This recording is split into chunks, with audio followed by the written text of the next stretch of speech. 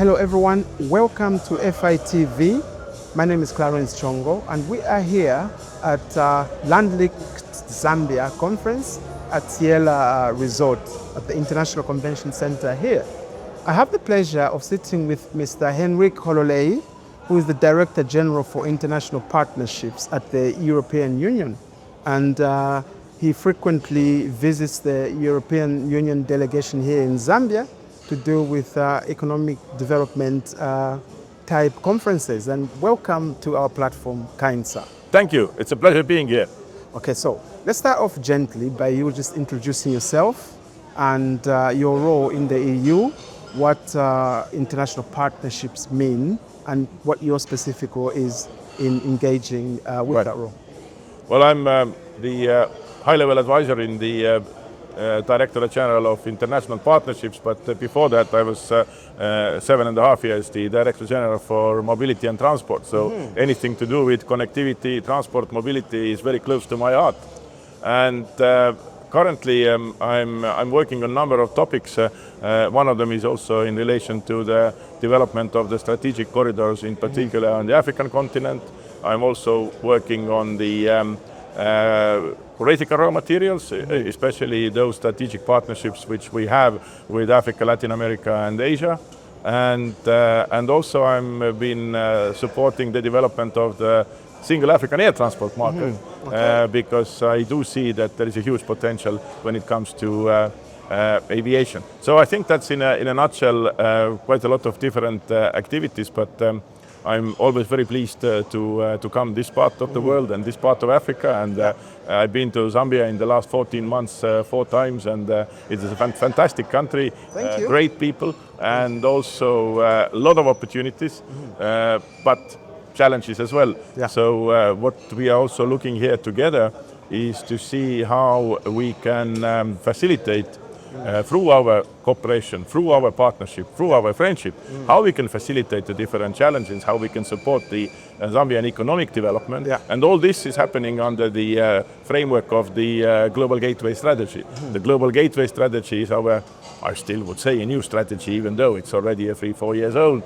It is the strategy which now we use in order to work together with our partners and develop partnerships. This is an EU strategy, That is an EU strategy, and it is vis-à-vis our partners in Africa, Latin America and Asia. Okay, great. Now, you hail from the HQ for the EU, that's Brussels. Yes. And I'm sure that when you travel to Africa, yes, Zambia specifically, you can see our logistics, transport infrastructure. Yes. There is room for improvement, right? And there is a lot of room for improvement, and I think that, I mean, Zambia and the southern part of Africa is not in any way special in this context. Okay. I mean, this is something which concerns the whole of Africa, first and foremost, and what is important is connectivity. Connectivity is extremely important, and that has been also one of, I would say, challenges for Africa. That's why Africa has not been integrating, because you know, there is very little movement within Africa. The movement is rather from to north or to south, but there is not that much from east to west. And the connectivity between the African nations means that without people connectivity, there is also limited trade connectivity. And the potential which is there is simply not being realized. Big problem being, as you rightly mentioned, is the low quality of infrastructure. And this has to change. And that's why we also have 13 strategic corridors in Africa that we want to develop. And for example, the Lobito corridor, which is being developed in Zambia, DRC and Angola, is a very important new strategic corridor for us. On the other hand, also the Northwest corridor, which links Uganda to through Zambia to South African coastline. So I mean, all this helps to increase the connectivity. It also helps to facilitate trade, and it also helps to create new opportunities, because you know these corridors they are also they are not like transport corridors, they're economic corridors, they're socio-economic corridors. And once there is a functional corridor, it also supports the development of small and medium-sized businesses, services sector, agri-food business, because you can link then products easily to the corridor which are produced in the vicinity. In the old times, also in Europe, and surely here, the saying was that whenever there was a railway, there was also life. And a lot of the big cities which we know today were first created as small villages next to the railway. And then, of course, because there was connectivity, it also helped to flourish and to create new opportunities. Here, there is still a lot of that, I think, which can be realized. But it also means that focusing on infrastructure is absolutely essential. Upgrading the rail, upgrading the road, upgrading the airports, all this helps connectivity, helps trade, helps business, and very importantly, brings people together. Excellent. As the EU as an institution, do you have actual engagements here, as in sitting on certain panels or giving speeches? Oh, you have a lot of engagements. Zambia is okay. also one of the countries in sub-Saharan Africa with whom we have maybe one of the highest number of different engagements.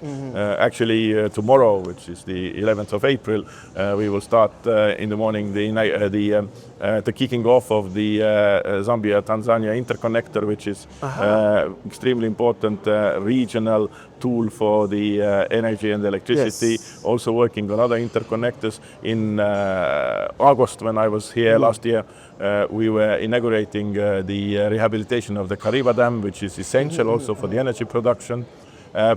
When we talk about aviation, we have been working over the last 10 years in order to bring Zambian aviation to a very high level when it comes to safety, when it comes to the oversight, when it comes to the professionalism, which is definitely one of the best run aviation countries from the point of view of aviation in this part of the world. Just to mention a few, and then of course we are working and supporting the Lobito corridor. We had just discussions today also with the Minister of Transport and also the Zambian Railways to see how we can participate in the rehabilitation of Zambian railways. And of course, we have been also investing in the north-south corridor. So I would say that there's quite a lot of things which are ongoing in different sectors: energy, transport, connectivity, and of course, what I forgot, of course, and which is becoming more and more important, and which is something that I believe Zambia can benefit more and more in the future, is our cooperation in critical raw materials. Oh yeah. Okay. Zambia is our strategic partner. We have a roadmap that we have laid together that we are implementing, which is also helping Zambia to deal with the challenges in relation to the artisanal mining, which also helps to build up the skills, where we also facilitate the technology transfer, and there are many things. And there's also support to concrete projects, because Zambia is very well endowed when it comes to critical raw materials, Europe needs also the minerals in order to accelerate the energy transition, the digital transition, but also to support the defense and aeronautical industry. So I see a lot of areas of cooperation, more than we can handle, but I think that it's very good to have all those things as something which are not, only for one party, because we try through the concept of global gateway, we really try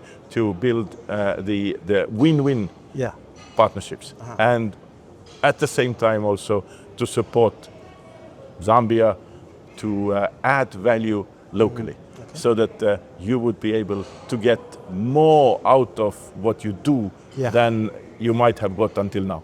Okay. Earlier, I think you alluded to a barrier that's to trade that's created by lack or due to limited connectivity. Yes. If we are to have the so-called smart transport corridors, and if we had that vision, if we were to achieve it, what do you think are the low-hanging fruits that we could kind of invest time, money and attention to in order to improve the situation quickly? No, you are very right. I mean, and also, as we say, I mean, these are economic corridors, but these corridors also have to be smart, sustainable, multimodal. I mean, it is not that there is a road or there is a rail and this is a corridor. The corridor must embrace the different transport modes and be also run in a smart way so that you would minimize the stoppages and you would have a smooth, seamless ride. And for that, you need to see the two different aspects. One is the hard infrastructure, the other is the soft infrastructure. And the hard infrastructure takes a lot of money and also it takes a lot of time. But it is essential because you can't have a road which is where you, exactly. But even when the road exists and with the quality being very bad, you need to invest. There's no question. But that takes more time. Where you can have theoretically the so-called low-hanging fruits are related to the soft infrastructure. Okay. And we start, for example, from the trade facilitation. Why do you need to have, when you cross borders with your neighbors, why do you need to have very complicated and bureaucratic checks concerning customs, concerning border crossing? This can all be facilitated also at the same time using the digital solutions. And these solutions exist, and we are also very happy to encourage our companies to share that. I was visiting the Secretariat and the Secretary General of the Trans-Kalahari Corridor, where the HQ is in Windhoek in Namibia, and we had a very good discussion, and he said, well, on this corridor we are definitely going to increase the digital solutions, so to make the corridor well functioning better. And he had just come back from Europe, meeting some of the companies who are actually operating there. One of the elements also is the queue management. It is not only bad for trade, it's not only bad for business, but even more so, it is very bad for people, the truck drivers who have to wait sometimes days, if not weeks, in order to cross the border. This is not normal. That should not be the case. And this can be done if there is a political will, but also that you have the tools to do that. Queue management. I mean, you can do a queue management where you already, being 100 kilometers away, hundreds kilometers away, you would know when you would potentially have a slot, which would then require also the construction of safe parkings and make sure that there are also the necessary facilities. But the way also how truck drivers are treated is not okay. And this can all be changed when you use the digital solutions, when you are facilitating the trade, and of course, digital connectivity as a whole, with also having throughout corridors, you also have the availability of functioning mobile data access. All this makes things easier. Nowadays we have artificial intelligence which can also be used in order to manage the corridors. So yes, these are the low-hanging fruits, where we have also experiences with partners around the globe, and our own experience will be very useful as well, and this is something we are happy to disseminate that. Excellent. I really like that response, by the way, the low-hanging fruits being firmly based in technology and in software solutions. Absolutely, because they don't take much money.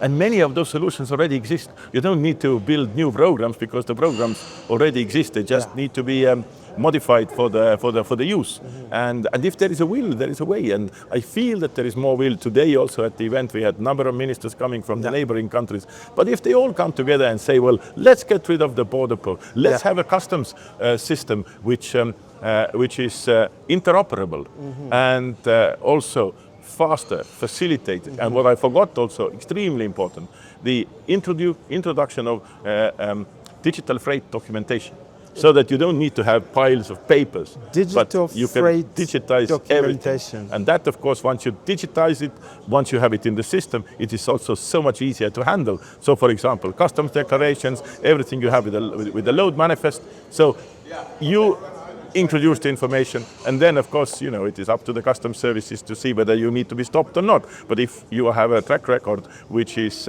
respectable, then surely you can cross the border, do things faster, and I think this is exactly what is needed. Absolutely. Thank you very much for that. So now, conference ends tomorrow. Yes. By the end of day tomorrow, what are you hoping to have achieved over the last 2 days? Well, I think today was already a very good day with a lot of food for thought, with very interesting discussions, interesting panels, interesting interventions. I mean, and also you hear what are the key priorities and what is expected in order to work towards the smart and sustainable corridors.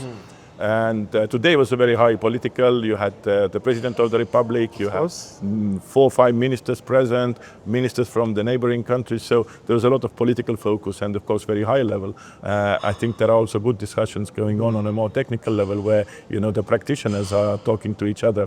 And to take away is really, I mean, how can Zambia, who has already moved from being landlocked to land-linked, becomes an opportunity-linked country, and how Zambia is geographically very centrally located with 9 neighbors, then how can it play its role as a logistics hub, and how can it improve the conditions that would give Zambia a bigger role. So I think everything here, what is going on, has also been something which I hope is inspiring to the businesses. I hope businesses get ideas also how to come with new products in the market.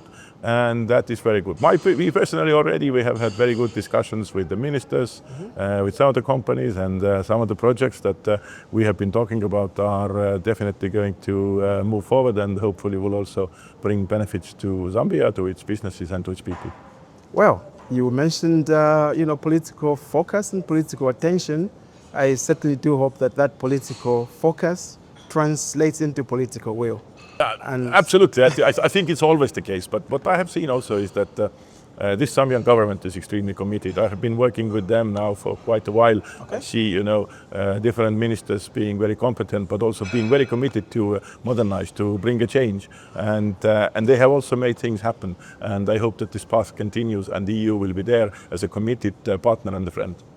On that note, Mr. Hololei, I would like to thank you for joining us here at Financial Insight. Thank you very much. Thank you very much. It was a pleasure being here, and thanks for having me.